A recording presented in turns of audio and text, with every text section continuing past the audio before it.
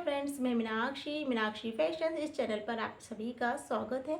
आज की इस वीडियो में 32 साइज में प्रिंसेस कट ब्लाउज की कटिंग स्टिचिंग किस तरह से की जाती है, किस तरह से हम सामने में जो गला रहता है उसे भी हम डिज़ाइन बना सकते हैं और डिज़ाइन बनाने के साथ में किस तरह से हम इसकी स्टिचिंग कर सकते हैं जिससे कि ब्लाउज में फिनिशिंग भी आएगी और साथ में जो प्रिंसेस कट का पफ है वो भी अच्छे से उठकर दिखेगा। तो चलिए वीडियो को शुरू करते हैं। साथ में जो प्रिंसेस कट ब्लाउज की कटिंग और स्टिचिंग है स्टेप बाय स्टेप सीखते हैं। तो सबसे पहले यह ब्लाउज और अस्तर है तो इसी की कटिंग और स्टिचिंग करेंगे। ब्लाउज को साइड में रखेंगे और सबसे पहले अस्तर को डबल फोल्ड में रख लेना है। डबल फोल्ड में रखते हुए जो बंद बाजू है वो आपको अपनी साइड में करना है और उसके बाद में सबसे पहले ब्लाउज की टोटल लंबाई लेंगे तो 13 इंच है तो 1 इंच प्लस कर 14 इंच ब्लाउज की टोटल लंबाई लेना है और नीचे से आधा इंच और एक्स्ट्रा का लेना है। उसके बाद में हुक पट्टी आई पट्टी के लिए आपको इस तरह से मार्जिन छोड़ना है आधा इंच, या फिर आप आधा इंच से थोड़ा सा कम भी ले सकते हैं। एक सीधी लाइन को खींचेंगे। उसके बाद में शोल्डर यहाँ पर लेंगे 5.5 इंच और आर्मोल भी यहाँ पर 5.5 इंच लेना है। 32 इंच है तो शोल्डर आर्मोल 5.5 इंच आएगा। चेस्ट 8 इंच और 1.5 इंच एक्स्ट्रा मार्जिन के लिए और आधा इंच यहाँ पर आपको और एक्स्ट्रा का लेना है, क्योंकि यहाँ पर टक्स लगाएंगे इसलिए आपको आधा इंच हमेशा ही लेना है। 6.5 इंच कमर लेंगे। उसके बाद में 1.5 इंच एक्स्ट्रा मार्जिन के लिए लेना है और टक्स के लिए यहाँ पर आपको 2 इंच लेना है। एक सीधी लाइन को खींचेंगे। उसके बाद में 1 इंच की यहाँ पर आपको आर्मोल की गोलाई देना है। गले की चौड़ाई लेंगे, यहाँ पर देख लीजिए 2.25 इंच और गले की जो लंबाई है वो यहाँ पर 6 इंच लेना है। तो 2.25 इंच और 6 इंच का एक चौकोन बॉक्स बनाएंगे। नीचे से यहाँ पर 1 इंच पर एक निशान को लगाएंगे और उसके बाद में इस तरह से डिज़ाइन बनाएंगे। तो फ्रंट पार्ट की यहाँ पर यह डिज़ाइन हो जाएगी। अगर आप यहाँ पर गोल गला बनाना चाहते हैं तो गोल गला भी बना सकते हैं। टक्स पॉइंट के लिए 10.5 इंच पर निशान लगाना है और यहाँ पर आपको 3.5 इंच पर निशान को लगाते हुए नीचे से 3.25 इंच लेंगे और टक्स पॉइंट को आर्मोल की तरफ लेकर जाना है और इस पॉइंट को बराबर से इस तरह से मिलाएंगे। तो यहाँ पर आप देख सकते हैं इस तरह से मैंने 2 लाइन को खींचा है। 2 लाइन के बीच का कपड़ा आपको कट करना है। उसके बाद में टक्स के लिए आपको 1.5 इंच लेते हुए बराबर से शेप देना है और उसके बाद में अब इस तरह से आधा इंच आपको एक तिरछी लाइन खींचना है और यहाँ से आपको ना 1.25 इंच आपको इस तरह से तिरछी लाइन को खींचना है। दोनों ही लाइन को खींचने के बाद में अब अस्तर की कटिंग करेंगे। कटिंग बराबर से करना है जैसे हमने मार्किंग की है। तो गले की भी यहाँ पर कटिंग करेंगे। अगर आप गले को बनाने के लिए पेपर पेस्टिंग का यूज़ करते हैं तो फिर गले की जो चौड़ाई है वो आपको ना 2.5 इंच की रखनी है। अब यहाँ पर मैंने पेपर पेस्टिंग का यूज़ नहीं किया है तो 2.25 इंच की रखी है और इस तरह से इसका जो बीच का कपड़ा है वो भी कट कर लेना है। इस तरह से अस्तर की कटिंग हो गई है और अस्तर को रख कर ही ना ब्लाउज की भी कटिंग यहाँ पर मैंने कर ली है। तो देख सकते हैं अस्तर और ब्लाउज दोनों को ही यहाँ पर मैंने कट कर लिया है। उसके बाद में ना अब यहाँ पर देख लीजिए जो ब्लाउज का कपड़ा है उसे भी बीच में से कट करना है। ब्लाउज का जो कपड़ा है उसे आपको सीधा रखना है। उसके बाद में अस्तर को रखते हुए बीच में एक पिन को लगाएंगे और उसके बाद में गले में सिलाई को लगाना है। गले की सिलाई कंप्लीट हो गई है। उसके बाद में गले की कटिंग करेंगे। बीच में एक कट को लगाना है और उसके बाद में ना अस्तर का जो कपड़ा है उसके ऊपर में आपको प्रेस सिलाई को लगाना है।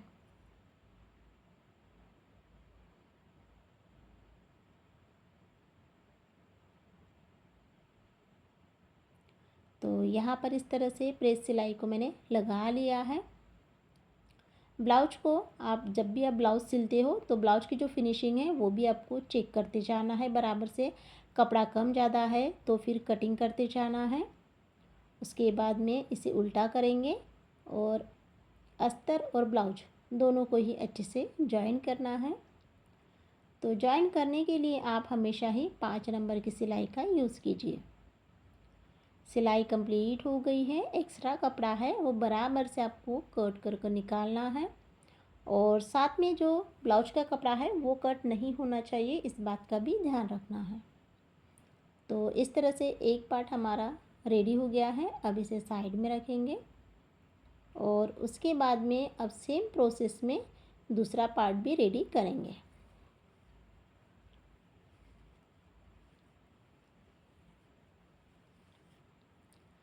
तो इसे भी यहाँ पर मैंने गले में सिलाई को लगा लिया है।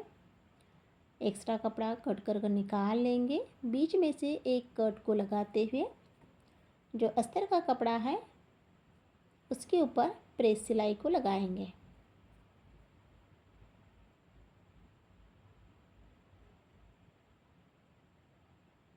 इस तरह से मैंने प्रेस सिलाई को भी लगा लिया है।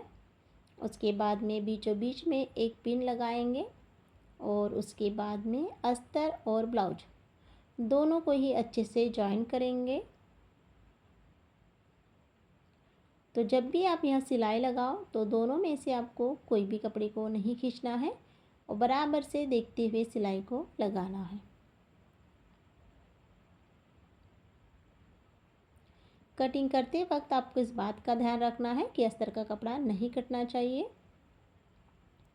और इस तरह से यहाँ पर ना दोनों ही पार्ट हमारे रेडी हो गए हैं, यानी जो हमारा गला है वो कंप्लीट हो गया है। अब यहाँ पर इसे साइड में रखेंगे। उसके बाद में ना अब इसका जो कटोरी का पार्ट है वो यहाँ पर लेना है। तो जो ब्लाउज का कपड़ा है उसे उल्टा रखना है। उसके बाद में दोनों ही पार्ट में ना पिन को लगा लेना है और फिर उसके बाद में इसे जॉइन करेंगे। ब्लाउज की फिनिशिंग के लिए आपको इस बात का भी ध्यान रखना है कि जब भी आप जॉइन करो तो बिल्कुल प्रॉपरली करो, खींचना नहीं है दोनों में से कोई भी कपड़े को, वरना ब्लाउज में झोल आएगा।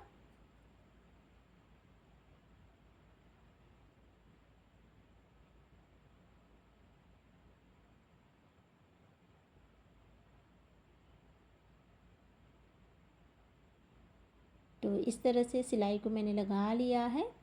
उसके बाद में एक्स्ट्रा कपड़ा कट कर निकाल लेना है और अच्छे से इसकी ना फिनिशिंग करना है।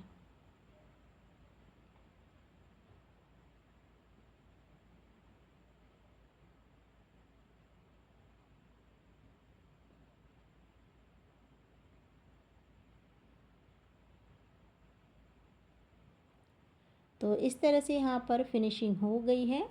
अब इसे साइड में रखेंगे और जो हमारा गले का पार्ट है वो यहाँ पर लेना है और अब इसे जॉइन करेंगे। तो सिलाई आपको ना ऊपर की तरफ से लगाते हुए नीचे की तरफ लाना है।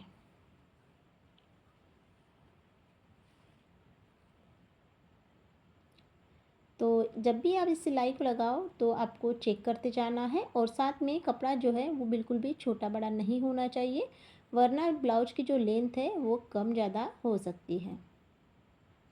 तो देख सकते हैं पफ कितने अच्छे से आया है। उसके बाद में अब इसी के ऊपर में एक प्रेस सिलाई को लगाएंगे।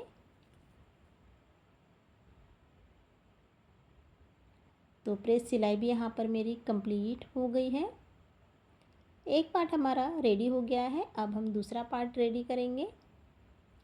अब इस सिलाई को लगाते वक्त आपको नीचे से ऊपर की तरफ सिलाई को लाना है।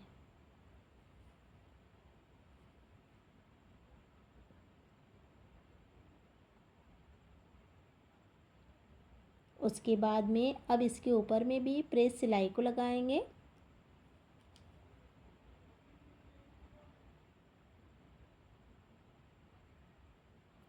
तो इस तरह से यहाँ पर आप देख सकते हैं दोनों का ही पफ अच्छे से उठकर आया है।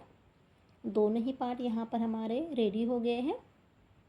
उसके बाद में अब इसका जो पफ है और भी अच्छा सा उठकर आने के लिए आपको क्या करना है, इसे इस तरह से डबल फोल्ड करते हुए एक सिलाई को इस तरह से लगाना है। देख लीजिए यहाँ पर मैंने एक सिलाई को लगाया है। और उसके बाद में अब इसमें ना कमर पट्टी अटैच करेंगे। कमर पट्टी की जो लेंथ है और चौड़ाई है वो ब्लाउज के अकॉर्डिंग लेना है, और चौड़ाई 1.5 इंच 2 इंच ले सकते हैं। अस्तर के कपड़े के ऊपर में प्रेस सिलाई को लगाते के बाद में अब इसे क्या करेंगे, इस तरह से फोल्डिंग करना है। तो सिंगल फोल्ड किया तो बड़ी लग रही थी, तो फिर इसे डबल फोल्ड कर लिया है, और इस तरह से कमर पट्टी कंप्लीट हो गई है। दोनों ही पार्ट में मैंने कमर पट्टी को बना लिया है। उसके बाद में अब यहाँ पर आप देख सकते हैं, इसे साइड में रखेंगे और सबसे पहले ना जो हुक पट्टी है वो कंप्लीट करना है। तो हुक पट्टी के लिए मैंने एक सिलाई लगा ली है, प्रेस सिलाई भी लगाएंगे।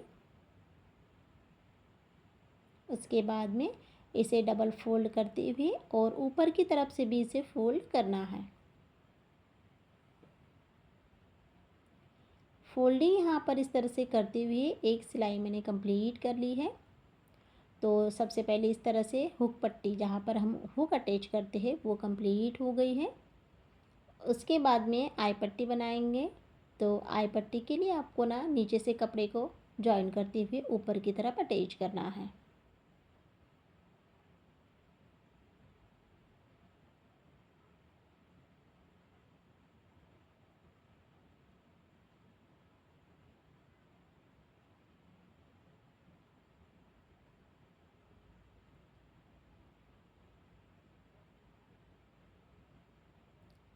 तो आई पट्टी भी यहाँ पर हमारी कंप्लीट हो गई है। उसके बाद में मशीन की ही आई बनाना है। तो इस तरह से आपको 5 मशीन की आई बनाना है। आप चाहे तो हाथ की आई भी बना सकते हैं। तो यहाँ पर मैं मशीन की आई कंप्लीट करूँगी।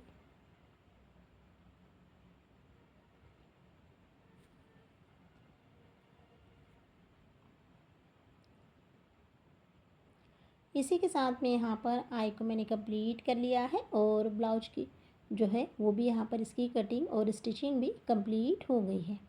आर्मोल की तरफ से सिलाई को लगाना है, और इसकी जो गोलाई है वो कम्प्लीटली प्रॉपरली अच्छे से फिनिशिंग के साथ में देना है। फाइनल लुक यहाँ पर आप देख सकते हैं इस तरह से।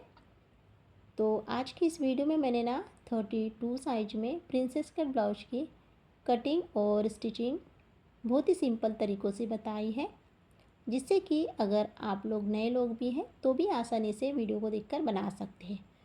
फ्रंट पार्ट में हमने डिज़ाइन बनाई है गले में, और इसका जो पफ है वो आप देख सकते हैं, और कोशिश की है कि अच्छे से एक्सप्लेन कर सकूँ, अच्छे से समझा सकूँ, जिससे कि आप देखकर आसानी से ब्लाउज को सिल सकते हैं।